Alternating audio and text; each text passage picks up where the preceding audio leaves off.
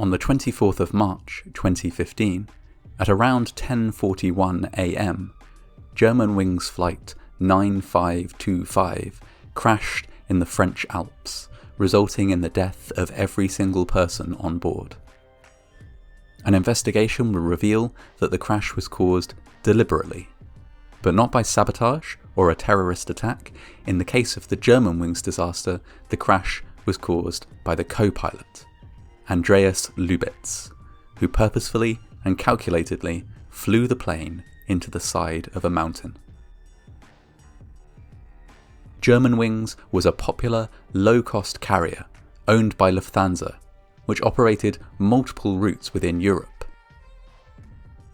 Germanwings Flight 9525 took off from runway 07R at Barcelona El Prat Airport at 10:01 am local time, approximately half an hour late.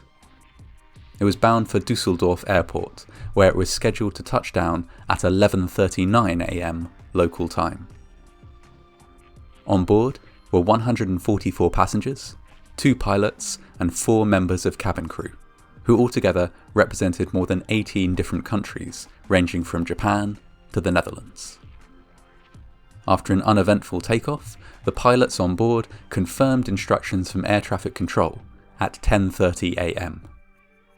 At 10:31 am, the aircraft left its assigned cruising altitude of 11,600 metres or 38,000 foot, and without approval began to descend rapidly. Air traffic controllers swiftly declared that the aircraft was in distress, after finding themselves unable to contact it. The plane's descent lasted just 10 minutes. During this time, a French military Mirage jet was scrambled from the Orange Caratat airbase to intercept the aircraft. Before it could do so, however, the aircraft had descended to 1,880 metres, or 6,175 foot, and subsequently crashed in a remote part of the Alps, northwest of Nice, killing everybody on board.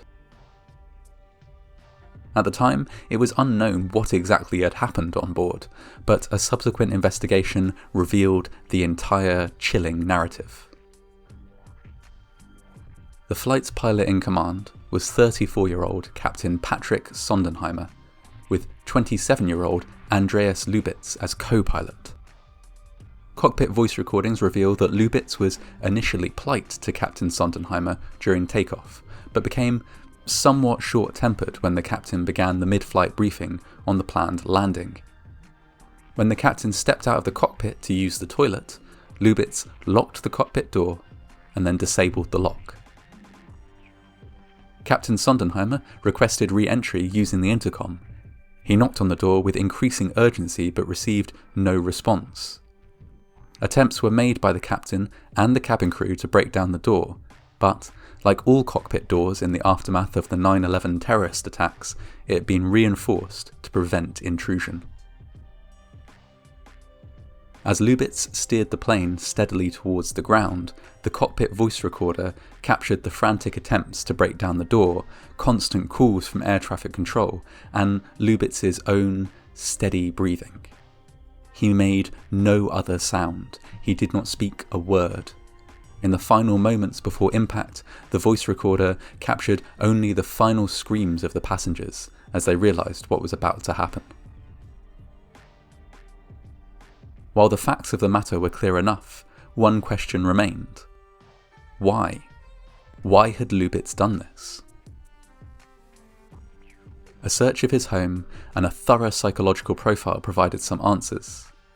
Lubitz had recently been declared unfit for work by a doctor, but had not revealed this information to his employer. He was also taking prescription medication, which he had not disclosed to his employer, and suffering from a psychosomatic illness. That is, an illness which manifests with a range of symptoms, but which cannot be traced to any particular cause. In Lubitz's case, the main symptom was a powerful and unfounded fear that he was going blind. Lubitz consulted more than 40 doctors about this, but none were able to uncover a problem with his vision, or a reason for his extreme fear of the same.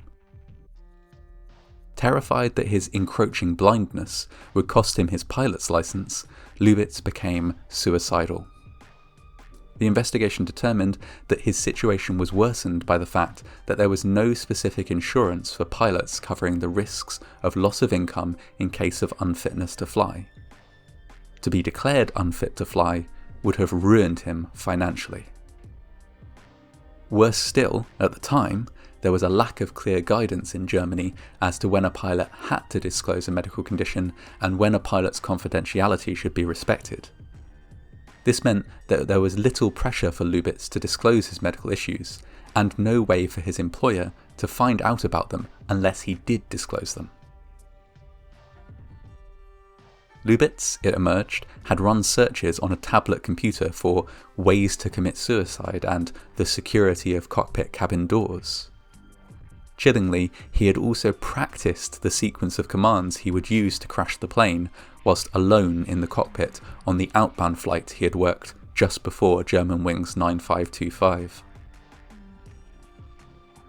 Lubitz was thoroughly prepared. Once he began his suicide attempt, nothing could sway him from his plan, and nothing could save the 149 people he took with him to the grave. In the immediate aftermath, the parent airline of Germanwings, Lufthansa, cancelled a number of flights solely because so many of their pilots were grief-stricken or too distressed to fly.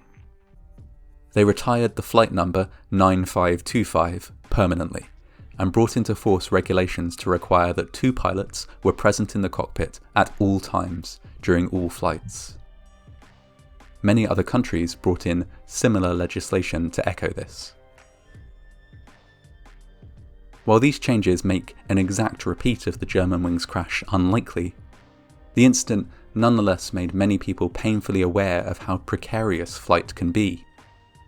On board a plane, the lives of hundreds are placed in the hands of just 1 or 2 individuals, strangers, at least as far as the passengers are concerned, but strangers who we implicitly trust, never knowing what might really be happening inside their heads.